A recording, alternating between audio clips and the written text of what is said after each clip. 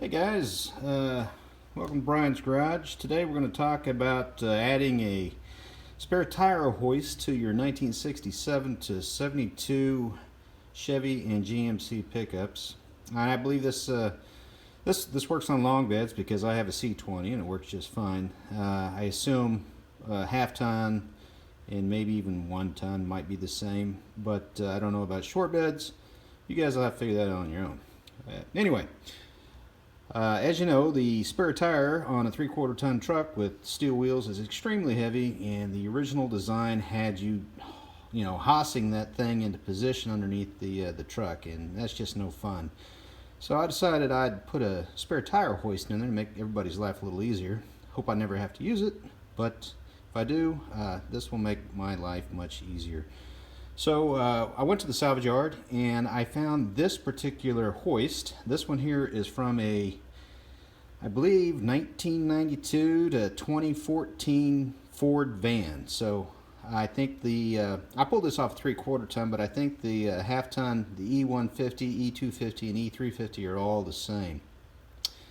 I like this design because it's got nice flange on there, plenty of room to distribute the load from the heavy tire, and anyway, it was also very easy to pull off, so that was another reason.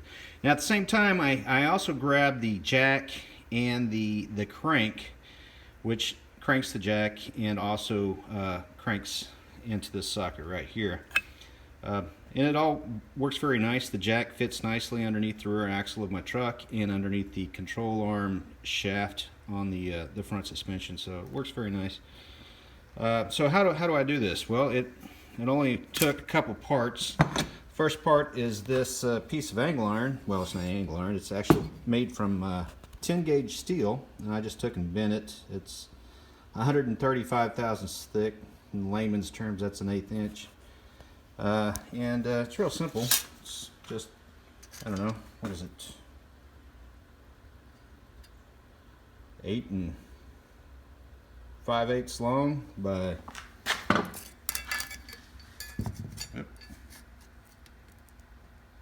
about 3 3/4 tall, and then just a series of holes in there in order to mount this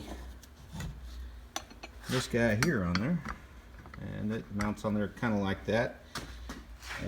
No, that ain't good. Like that, and that shoots this off at an angle. And then I made this tube, and as you can see, it's just a piece of it's just conduit, electrical conduit, nothing special. And then the brackets on here are just pieces of 20 gauge steel that I punched 3 holes total, and then spot welded to the tube. Be sure you grind off the zinc before you weld on it. And same thing on this side. Looks about like that. And this is, I don't know, it's not very long. Maybe,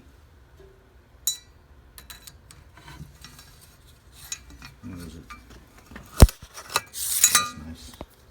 Anyways, it's probably about 2 feet long. It's not very long. And that basically just feeds the jack handle crank right in there. I had to drill a hole in the frame to the cross member in order to fit this tube through there. But that's that, and in my next video I'll show you how all that fits in there. And again, it's pretty simple stuff, and it makes use of the existing cross members, so you don't have to add any angle iron or anything like that. I'm going to shut it off for now, and we'll turn it back on here in a minute. Alright, we're back through the magic of video, and the tire hoist is installed. As you can see, there's the differential, and this is the not the first cross member back, but there's a little one right here, and I've just put 2 holes right there to support, give it some support that direction. And then there's another cross member back this way, and I was originally just going to use these 2 holes here because those are already in this cross member. And then I started thinking better of it and decided, all your strength is really going to be out here on the outside. You need that supported. So, voila, we got way more overkill than we need here. But that's how it works. You can see, yeah, fits in there nice, all good. You can see the conduit basically carries the jack handle crank all the way down to here to fit into that socket I showed you earlier.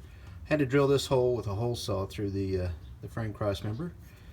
Just a little screw there to hold that in place. And then you'll notice that I've got these tabs on the conduit going opposite directions. This one goes this way while the other one goes off this way, and that helps prevent any sort of rotation. It helps keep this strong and in the position it needs to be. In the back, it goes through the hole that supports the tag light for my old school bumper. And this was just a handy screw right here that I attached it to. And let's see. Whoop. You can see I got just a little bit of clearance right here because I don't want my tag light wire scraping on this, and I guess that's probably good enough. Not really, but good enough for me. So that's what she looks like. Why isn't that focusing? There we go. Very nice. So let's get out and show you how all this works.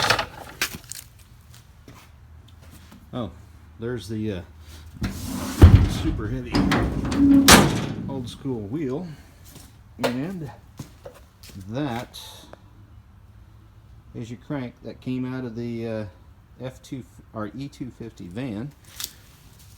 Quite handy. This just breaks apart right here. You can slide that collar back and then it folds over. But anyway, you just slide it in there, like there you go, and then just start turning it and it'll find its happy spot. And we're gonna lower it down, and we'll put the tire on and I'll pull it back into position, and that'll be that. So let me turn this off so I can do that. Hey guys, just for grins, I thought I'd see how heavy this 235 load range E tire is. And I know this sucker's heavy. I'm going to have to pick this up and set it back down in order to get it to work. So I'm going to put this on the scale, and maybe we can see how much this thing weighs. And it says 76.4 pounds, so that's pretty heavy. Those tires are not light by any stretch of the imagination, which is why we like the tire hoist. So I'm going to turn this off again and put the tire underneath there so you can see what it looks like finished. Alright, there it is. It is all in there. You notice I have the outside face of the tire, or the rim, facing down. I guess it'd probably go either direction, but that's the direction I installed it. And it fits up in there between my hitch, and should clear my, yeah, so we got plenty of clearance on the panhard bar. So all very nice. That's one of the things you got to make sure is that when you lay out your holes for the hoist, make sure you get this thing back far enough so that you don't get any interference with your panhard, because that panhard is going to be moving all the time anytime you hit a bump, right? In the back, I'm right up against my trailer hitch, so that's all good. Very nice. All right, that's it, guys.